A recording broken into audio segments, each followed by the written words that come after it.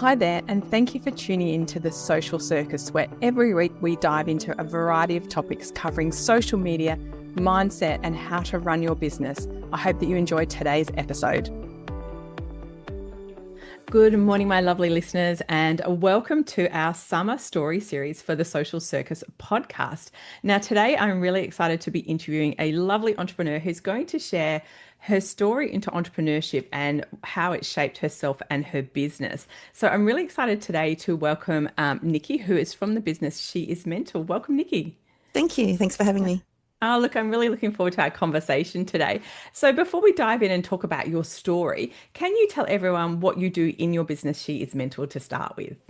Yep, sure. So my business, She Is Mental, I'll tell you how it came about because it's quite a unique name.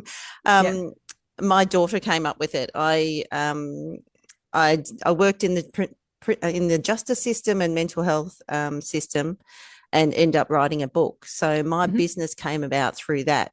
I'm now a Lifeline ambassador, so I go out and do talks and podcasts and, create awareness around what it's like living with PTSD. So essentially that's where my business came from. It just came out of nowhere, to tell you the truth. And so your kind of role is to promote awareness of PTSD and those kind of complex mental health problems. Yeah, that's right. And to also raise money for Lifeline. That's a side aspect of my business. And also, I sell the books, and I've got an audio book and a guide. So my business is around helping people live with trauma. And which is a really tough thing to discuss. And as much as we've made progress with mental health, there's still so much stigma around it. So let's talk about your journey to how you got to where you are now and a little bit of your story along the way. And you're welcome to start wherever it feels right for you to talk about and start. Sure. Okay. So I could start anywhere, to tell you the truth. There's so many different is often components. The case. Yeah. So my career was in the justice system. I was corporate. I was a project worker developing programs for the government, and then setting them up in the court system and the prison system. And I loved it. It was my passion. It was my purpose. I run group work with prisoners, and it was me. And over a 2-year period, well into my career, over a 2-year period, I experienced 5 separate violent events within the prison system and the mental health system. And each one crumbled my mental health. And stupidly, what I did was I busied myself even more. I threw myself into achieving KPIs. I was up till 2 a.m, making sure I was ready for the next meeting. And for me, that was a way of escaping, the issues that were in my head, the nightmares and the trauma. But eventually it just comes up, and something will just say enough. Yeah. So on the last one, the last event, it was actually I was caught up in a prisoner stabbing another prisoner inside one of the maximum security prisons, and it broke me. My mind just completely and utterly broke. So I went to work that day, a capable, competent, professional woman, and I came home and I couldn't string a sentence together. Wow. So I stayed that way for quite a few years, and my psychologist was always encouraging me to journal. I'm like, I don't want to journal. I didn't enjoy it. But after a really bad nightmare one night, I got up and I started writing. And I kept writing for 2 years. And at some point she said, this is a book and it's going to help a lot of people. Wow. So the book is about trauma, but it's predominantly about healing and loving yourself and finding the gifts in trauma. So you didn't set out for this journey. It kind of found you along the way. Yeah, it found me. And the book, and that's where She's Mental came about, because I said to my daughter, can you set me up an Instagram? Because working in prisons, you don't have social media, a lot of social media. So she's gone and set that up. At the start, I was like, oh, but I love the name now. I love it, and people are really drawn to it. So, and the business just grew on its own. The book is sold in 13 countries across the world now, and my speaking events, and so it just came out of finding my purpose again, really. Mm. So I've got that passion inside me. So it just keeps growing. And I feel whole again. That's so wonderful. And I can Mm, imagine mental health is so difficult and it's so complex. And so mm, to share, it can be healing, but it can also open wounds again. So how do you find that? Because obviously you're back to where we never return to who we are after some mental health trauma, but you're yeah. back to being the person who was that strong, capable woman. And so when you share your story like you just did with us today, um, does that remind you of where you've come from, and does it give you strength and hope that there's better things out there for everybody? Yeah, definitely. My why I share is because I went through a long period of time where I made my world very small, because I was living with a mental illness, because I was living with complex PTSD, and I was embarrassed. So I'd gone from being this competent lady, confident, capable person to, you know, just a small shadow of myself. So through this journey, through writing the book, through going out talking and raising money and creating this business, I've found my purpose back. I've turned my pain to purpose, and it's this is where I feel at home now. By Mm, able to speak when I'm in a place where I'm speaking about finding your gifts in trauma and creating your own hero's journey, it it's okay. It's okay because with trauma, I sometimes I'll trauma talk where I'll full stops and all my mind will just go blank. But in these sort of settings, that's okay. But if I was back mm, out in the corporate world, it wouldn't be okay. mm. And So I that's found my place. yeah, and but that says to me we still need to do so much work on mental health. So much work. We do, and you look back through the history of mental health. It's gone on many different paths, but yeah, we need to do a lot more work on mental health. And I think for me, what the beginning stages were, rather than trying to busy myself and trying to throw myself into more, just acceptance. The acceptance was it just created so much lightness, and I was able then to go on and create this book and create this, all these amazing things around it, because I just accepted who I was. And I, the theme through my book is kintsugi, Hmm. which is the Japanese art of when a pottery bowl is broken, rather than throwing it away, they repair it with gold, making it more unique, valuable, and stronger than what it was before. So I relate that to my mental health, um, and I've come out the other side and I feel like I am helping people. Yeah. Wow. Do you mind if we talk a little bit more about your story? Yep. Because when you said that for 2 years you had five traumatic violent incidents happen at work, Mm-hmm. which let's Yep. be honest, Mm. one of my best friends is a prison officer, Yep. and I know what that looks like. But over that course of the 5 years, were you aware that you were slipping, or were you doing what we as really strong, motivated women do, is we just push on? Or did you have a sense that things are going awry here and I'm not quite sure why? Yeah. Yeah. So I'm not an officer, so I wasn't trained in violence. So I'm a Mm. project worker. I run group work Yes. with prisoners and create programs. Um, so when I what the first one that happened, um, I could feel myself. I started with the nightmares. Hmm. And then as each of them went, then the flashbacks came. But I did not deal with it very well. And I was working in a men's world. So I Mm. felt like I had to be on the top of my game. I felt like, this is part of, and working in prisons, it is part of the job. There is violence.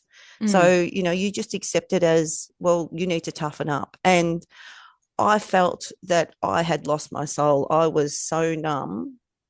The moment I thought, you know what, something's really not right here, I was sitting with a sex offender and he was telling me his story, and it was absolutely horrific. And I went home and I slept okay that night, and I shouldn't have. I should have been Mm. horrified by it. And Yes.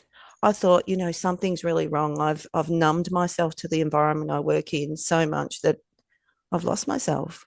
Yeah. Um, And yeah, I and guess it's for a lot of people, those little breadcrumbs, I can't remember exactly what the expression is, but it's something like the universe whispers, and when we don't yell, it starts to roar. yes, And so those little whispers that you were getting, you were kind of like, you need to toughen up. This is how it is. This is violence. This is common.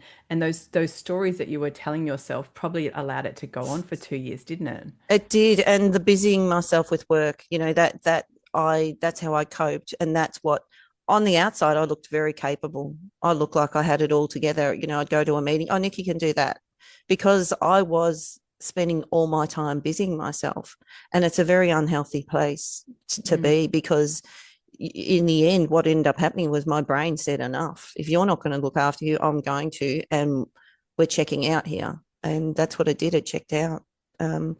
But yeah, along the way, I was having the nightmares started. Then there was the flashbacks, Yeah. and the triggers, and then the final thing was, during the stabbing, I was disassociating. I was watching the stabbing from somewhere else, and that's when I knew I was unwell.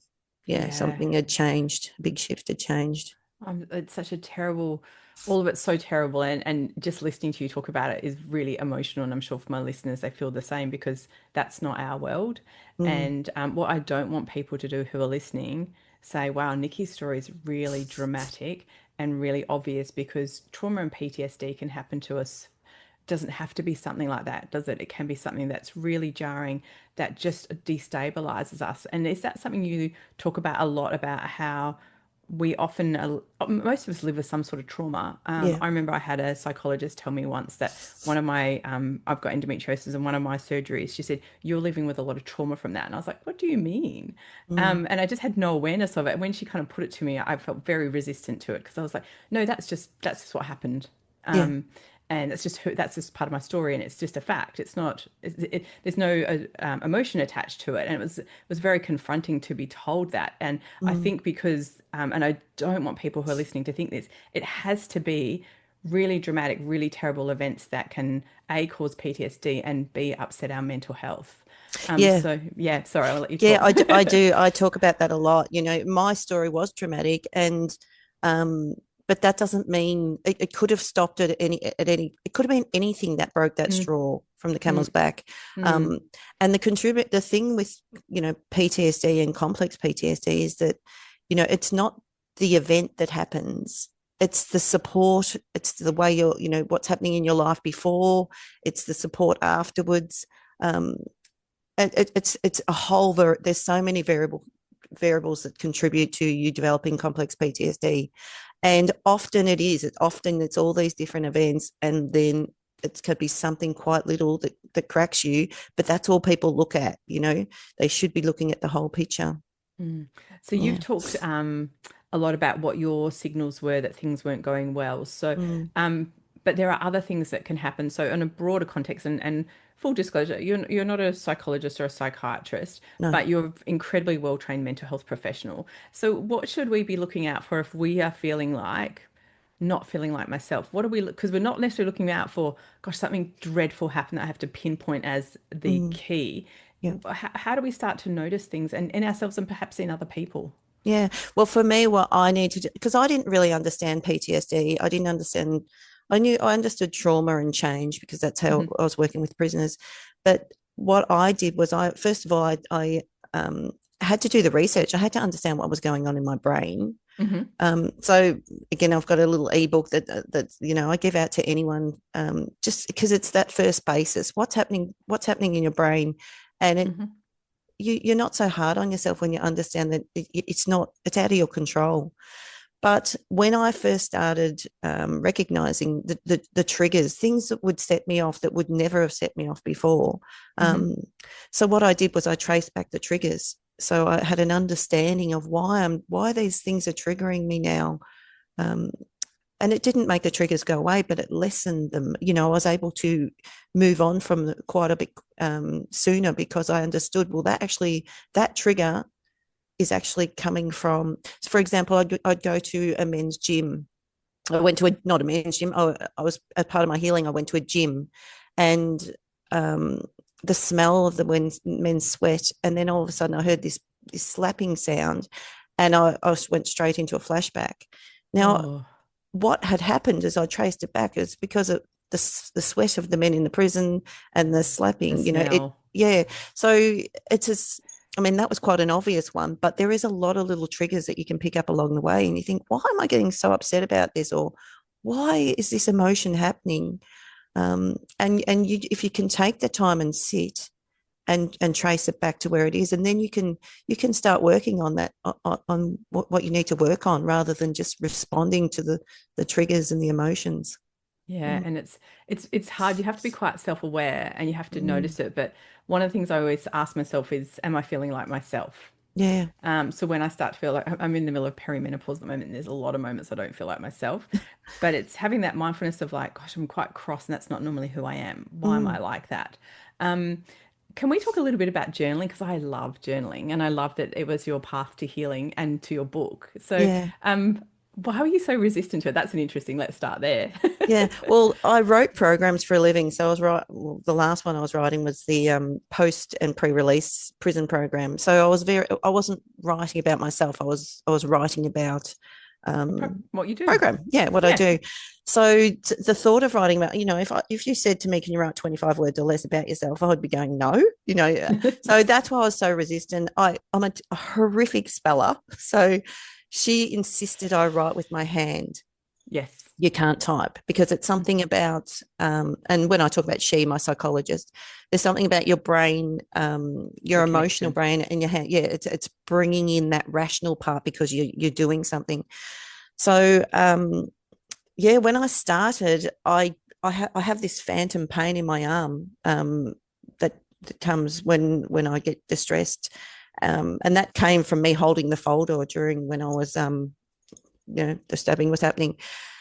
So I couldn't write very well. I Wow. had this horrific pain. So I wrote with my left hand, and at the start I was just scribbling, and then when the pain sort of subsided, I started writing with my right hand. And at the start it was just words.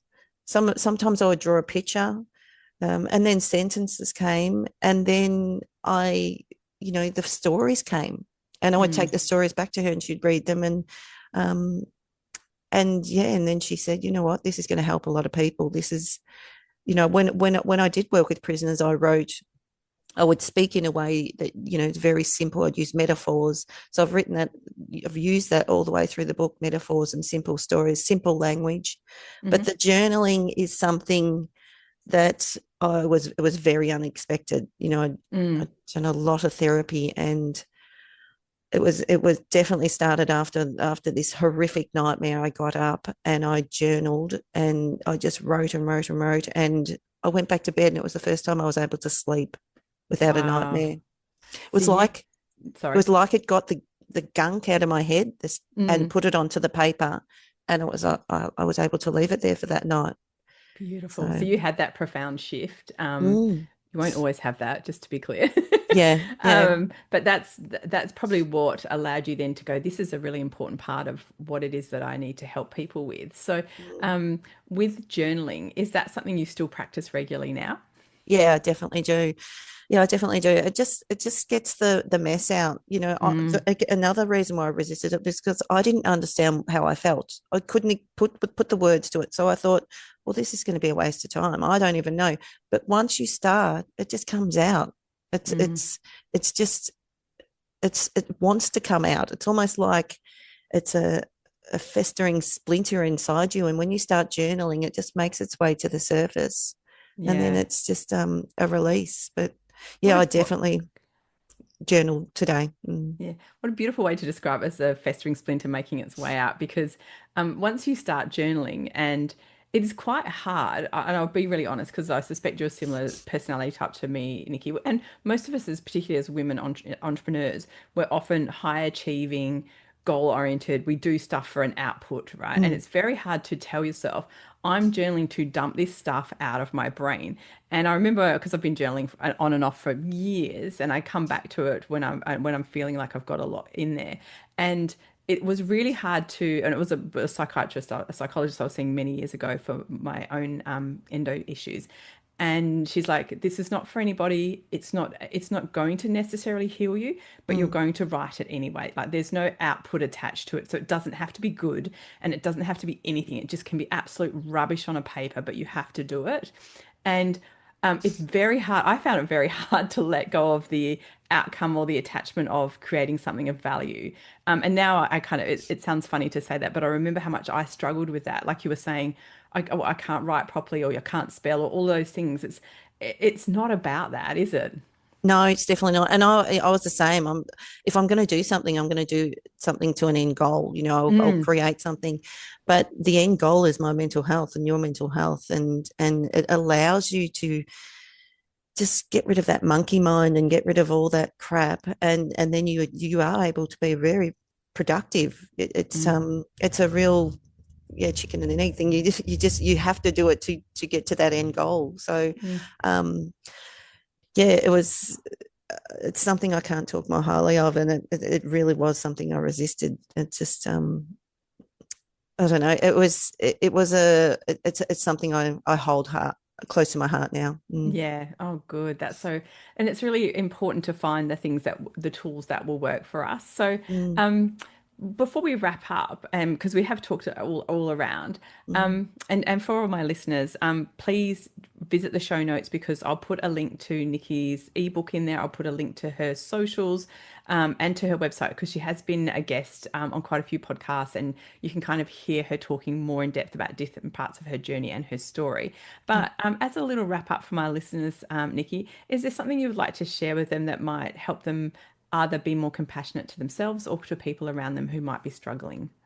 Yeah, it's that acceptance of self. It's Hmm. and changing that story that you tell yourself often. And I had to do that myself. And I actually have written a guide, and that's on the website too. It's called the Hero's Journey Guide. So my stories when I first started journaling were very, I was pissed off. I'd lost my career. I was angry. I was like, I don't want to be this person. I want to be the person I was before. So Hmm. that my stories were quite, you know, negative. And then by using this hero's journey, have you heard of the hero's journey? Oh, yes. Yeah, of course you have. Of course you have.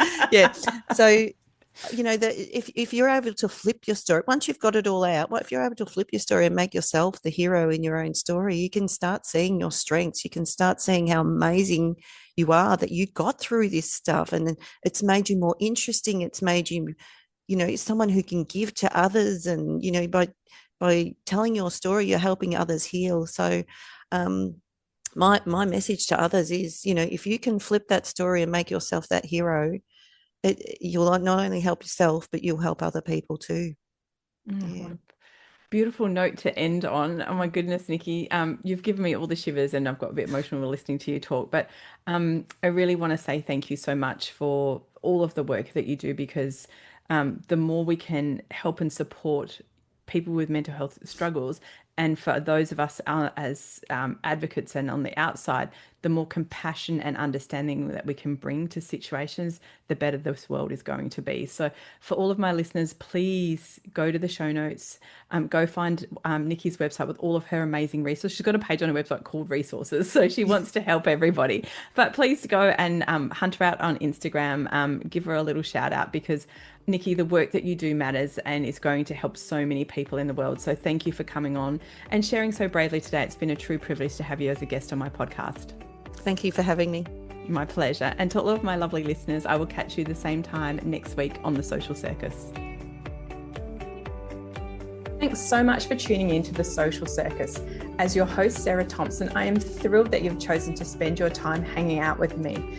I would be so grateful if you could spare an extra moment to go and leave me a review on your favorite podcasting platform. And if you even felt more excited, you could share my podcast with your friends who you think would get great value from it. Thanks so much again for tuning in.